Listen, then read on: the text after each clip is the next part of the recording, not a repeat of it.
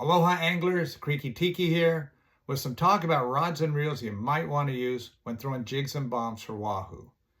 For many years of my fishing career, I threw what's considered by many to be the standard setup for throwing jigs and bombs for Wahoo, and I've had great luck with it.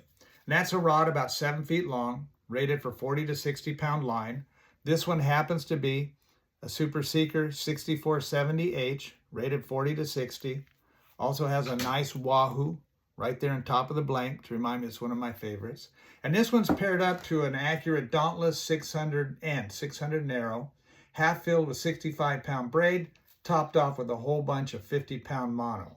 Now you'll notice I've changed out the stock rubber handle to the articulated T handle.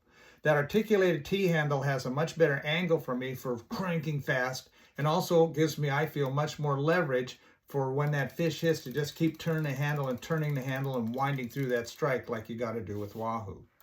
Well, a couple years ago, I was fishing next to one of the owners of Seeker, and instead of fishing a 50 pound mono, he was fishing a Tranx with 65 pound braid, and he was fishing a little bit longer rod. And I asked him why he was fishing braid instead of mono for the Wahoo. And he said, well, Creaky, mono's really stretchy, right? And I said, yeah, really stretchy. And he said, well, when you're trying to sink a Siwash hook into the mouth of a bony fish like a Wahoo, why would you want a line that's really stretchy? Wouldn't you want something more solid with less stretch to try and bury that hook in deeper? And I thought, yeah, that makes a lot of sense. Well, bottom line, at the end of that trip, he'd done just as well as anyone else throwing the jig or bomb, if not better, as far as getting those fish hooked and onto the deck. So I started trying different combinations to see if that would work for me. Now, I haven't had the barn burner trip on the Wahoo with that rig yet, but I found a setup that I really like. Rather than the Tranx, which is a good reel and a lot of people use, and it's caught a lot of Wahoo, I've shifted over to the Avid reels for a couple of reasons. The first is with the Raptor series, you've got a magnificent drag system. You got a double drag that'll give you all the drag you want, and for Wahoo, that's important. You don't want to have a soft drag when that fish hits. You want to have that drag pretty tight. Also, with their single speed reels now, they're making the JX6 G2 reel with a high ratio. Now, one thing to remember when you're fishing for Wahoo is that speed on the retrieve is everything.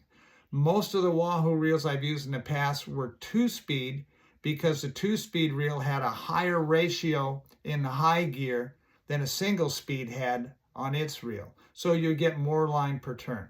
Two things to keep in mind when you're talking about Wahoo and reel retrieve rates. The first is the gear ratio. You want a high ratio, usually at least 5-to-1, if not higher. 6-to-1 often better. The other thing is the diameter of the spool. The larger the diameter of the spool, the more line it's going to retrieve per revolution of the crank. So for instance, this JX6 G2 with a 6-to-1 ratio retrieves 46 inches of line per revolution of that handle. This HXJ, the HX Junior, that has a little bit lower ratio, it's about 5.4-to-1, gets 47 inches of line per crank because it has a taller spool. So look at the height of the spool and the ratio of the reel, and the most important thing, how many inches of line per revolution of the crank are you going to get back? That's why on some of these reels with a smaller spool, you see a really high ratio, but they're going to have about the same retrieve rate as these reels. So with these Avids, I always get the ones with the master cast. And if I can get it as a Raptor, I'll get it as a Raptor. The Raptor has a dual drag. The new JX6 G2 has a much higher capacity drag than the original JX. Either one of those will work fine. They both have a great high retrieve rate. I've changed out the handles on my Avids to this beautiful rubberized T handle that they make, articulated T handle. That handle comes off of the HXW, the HX wide, and it's available as a separate part. Now, one thing to keep in mind is the HXW 2-speed, the hole in the handle is a little bit different than some of their other reels with the 1-speed. This handle right here is a little bit different than the stock HXW 2-speed handle. It's got a little bit different hole in the center. So make sure if you're going to get a replacement handle, you get the one that fits the reel you're going to use it on. So my current setup is a Seeker blank.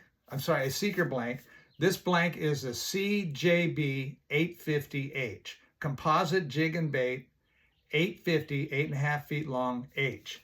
It's a little bit softer action, okay, than the Seeker fast action rod I showed you. And that little bit softer action gives you a little bit of shock absorbance that you lose by not fishing the mono and fishing the braid. So what I will do is I'll throw that jig out, let it sink down, point the rod tip down a little bit at the water, and just start cranking. When I fish this, just keep turning the handle.